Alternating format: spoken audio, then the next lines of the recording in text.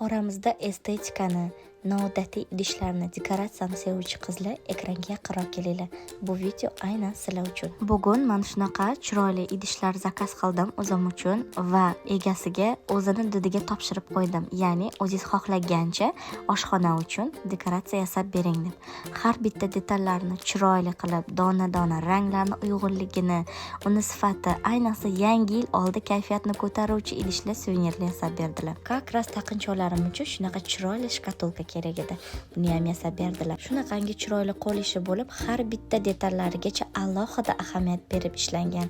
Ranglarni uyg'unligini aytmaysizmi? Avvallari bunaqa idishlarni faqatgina qimmat magazinlarda, ya'ni Zara Home'lardan olsa bo'ladi deb o'ylardim.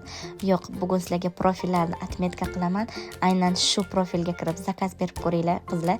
Yangi yilga juda ham zo'r narsalari bor. Yezi har bir burchagida shunaqa san'at asari bo'lib turadi. Ayniqsa yaqin insoniylar uchun sovg'a sifatida bersanglar ham har ko'zlari tushganda sizlarni eslab turishadi. Narxlar ham boshqa joylarga qaraganda ancha qulay hamda arzon ekan.